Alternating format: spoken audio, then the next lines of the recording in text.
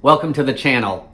Today, I've got snow peas, bok choy, green onions, and a few other ingredients because we are making an Asian-inspired vegetable soup. This vegetable soup is gluten-free, of course, and no cringing from some of you that might not like this, but it's a Weight Watchers recipe that I'm changing up some, but it's a 0-point Weight Watchers recipe. So you can have as much as you want of this if you are doing that kind of plan. It's low calorie. For the rest of us, it has no noodles, it's loaded with vegetables. It's gonna be a healthy soup. I'm Jamie with SavorySaver. I share gluten-free recipes, tips, tricks, and resources to make your gluten-free lifestyle easier. So please consider hitting subscribe and let's get started. So once all your vegetables are prepared for this soup, it's pretty much a throw everything into the pot, bring it to a boil, and cook it recipe. It's only gonna take maybe 20 minutes to cook it from start to finish as far as heating the broth up and finishing the soup. So you should be able to do this recipe in about 30 minutes. And I wanna go over the ingredients first because, you know, with all the issues in the grocery stores and finding things, I did a couple swaps. Price-wise, I did a swap or two, and I'm just trying to save some money and get everything I need. So let's go over the ingredients in the recipe. I am going to show you how to cut the bok choy up on what I'm doing with that because it may be your first time using this. If you're not familiar with it, it's my first time actually using this in a recipe. So let's go over the ingredients. You're gonna need about 6 cups of vegetable stock or chicken stock. Vegetarian, of course, keep it with the vegetable stock. I'm mixing a little bit. I have 1 carton of vegetable stock and I'm gonna add a little bit of chicken broth to get me up to the 6 cups. You're gonna need some Chinese cabbage or Napa cabbage, and my store did not have any, but they did have Asian slaw, which has Napa cabbage, carrots, and celery in it. So I'm gonna use this in place of Napa cabbage. The recipe called for oyster mushrooms, which can be expensive. So instead, I'm going to use some sliced white mushrooms. We're gonna need a couple cups of bok choy, and I opted to get the baby bok choy because I only need a couple cups of it. A regular bok choy is much larger, so I'm gonna use the little ones and I'm gonna use all of it. It's probably over 2 cups, but we're gonna throw it all in. I'm gonna add 1 bunch of green onions that I'm going to slice, a couple cups of snow peas, and I am gonna cut these crosswise once just to make them a little easier to eat.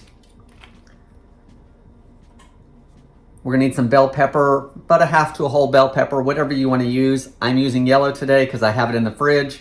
Red would give this a little more color, so if I had red, I would probably use that instead, just for the color. We're gonna use a can of sliced water chestnuts. These are found in the Asian aisle of your grocery store usually, and I'm gonna drain those and use those. I'm gonna use some ginger. I will show you some ways to peel this ginger as easily as possible. This has been in the freezer, so it's a little wrinkled now that it started thawing, but I keep it in the freezer and then peel and grate what I use normally, but we're actually gonna slice this up. I've got 3 cloves of garlic I'm gonna mince. Instead of using red pepper flakes, I've been growing a few peppers this year, so these are spicy. I'm gonna use a couple of these in place of crushed red pepper. Cilantro would be a little more Asian inspired, but I still have parsley growing. So for the parsley, I'm gonna use it about half a cup of this instead of cilantro, just to save me buying the cilantro. Now that I've gone over the ingredients, well, everything except the soy sauce. For the salt and of course Asian flavor, we're gonna use a couple tablespoons of low sodium gluten-free soy sauce. So we're not gonna add any additional salt to this. We shouldn't need it between anything that your broth might have and the soy sauce. We should be good. Now, let me show you how to prep just a couple of these things. Everything else I'm gonna pre-prep and we'll get it cooked off. So real quick, just to go over the few vegetables that you may have questions on or ingredients, is for the green onions, I want everything right on down to the root. So the 2 rubber bands that came from the store, I'm gonna use that to help me. I'm just gonna slice everything.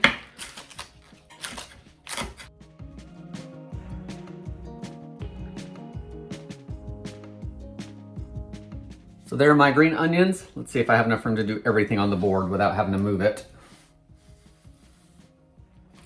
The baby bok choy, I'm gonna use that root to hold everything together, and I'm just gonna do the leaves in big pieces, and then we'll do a little smaller on the stalks.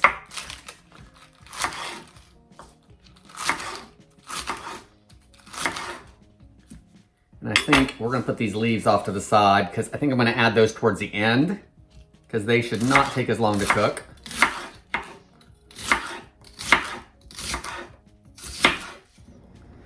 Okay, so for the ginger, I actually had to get out the fresh ginger I just bought today instead of the frozen stuff because the frozen stuff wasn't great. So there are 3 ways to peel it, either with a small paring knife, a spoon, or a vegetable peeler. I either go the spoon route or the paring knife most often because I feel that that's the easiest for me to do. The spoon works really well if there are a lot of nubs on your ginger, if you don't have a straight piece, because you can turn your spoon around and scrape off the peel pretty easily, and it kind of goes around those nubs. Which actually, the spoon's working really well today, so I think I may just do it with the spoon. You can leave a little bit of the skin on. The skin's not going to hurt you, it's just tough. And once the ginger's peeled, there's a little bit of skin on there. I'm not going to worry about that, but it was much easier with that spoon. So now you want about a 1/4 cup of it. And so I'm gonna slice it. And the recipe says to julienne it. So I'm just gonna do some small strips. And then I think I'm actually gonna do one more cut because I wanna make sure that it's a little smaller for me. If you didn't have fresh ginger, you could probably use powdered. I don't know how much you want to use for that. It's a 1/4 cup. So maybe start out with like a 1/4 teaspoon to a 1/2 teaspoon. Okay, so my ginger is more diced than julienne, and I'm okay with that. That means I won't get a super big piece, and I could probably actually do finer if I want. But I've got everything cut up, so let's move over to the stove and put everything together. That is literally just gonna take a couple minutes. All right, so we are over at the stove. I just poured a little bit of water in here just because I turned the stove on to high because I'm gonna bring everything to a boil and it'll give a little bit of moisture as I start adding the vegetables. But we pretty much add everything, cook it for 10 minutes, and it's done. So let's start adding our vegetables. My bell pepper, again, I'm using probably 3/4 of a yellow bell pepper. Red pepper would be great. I'm gonna add my 8-ounce can of drained and sliced water chestnuts. They sell them sliced, so they're usually the same price as the whole ones, so buy them sliced and save some time. The original recipe I was looking at called for about 4 oyster mushrooms, and those are a little more expensive, so I'm gonna use 8 ounces of sliced white mushrooms, but pick whatever kind of mushrooms you like. I've got my bok choy, my green onions, and my ginger. The bok choy leaves I kept off to the side. I will add that with our snow peas during the last 3 or 4 minutes of cooking time. Let's add in our garlic and our pepper, or red pepper rather. Use crushed red pepper if you have it and don't have a fresh pepper, or don't add anything if you don't like any heat. I couldn't find any Napa cabbage at my store, so this Asian slaw already has some pre-done with some carrots and celery, so I'm gonna add a couple cups of it. So a couple great big handfuls, maybe more depending on what it looks like at the end. That way there I can use it all. Next, let's add in our vegetable stock or chicken stock, whichever you're using. You want 6 cups.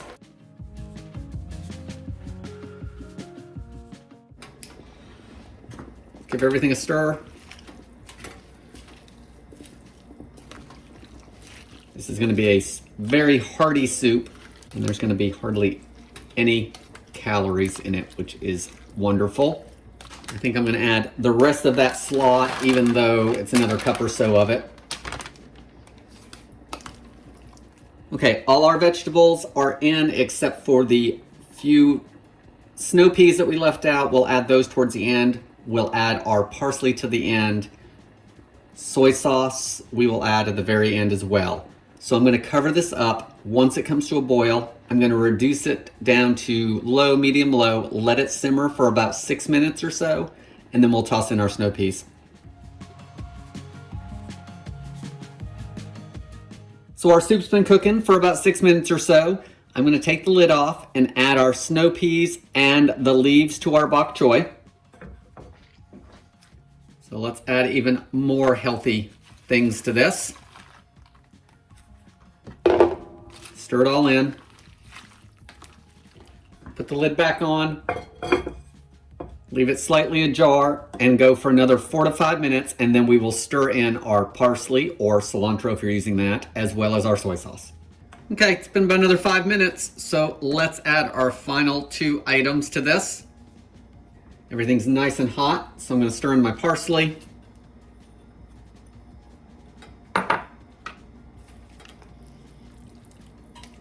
And then finally, I'm going to add 2 tablespoons of low sodium, gluten-free soy sauce. Stir that around. And now we just need to put this in a bowl and give it a taste. So here's our piping hot bowl of Asian vegetable soup. It's got no noodles in it.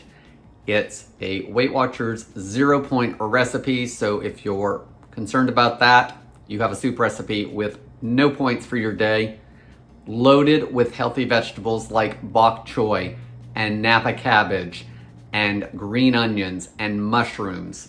Let's give it a taste.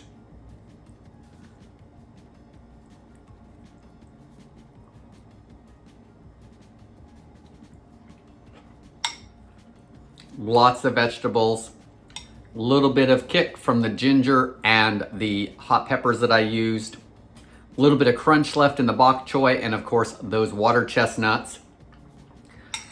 I do think I would use all chicken broth next time I do this.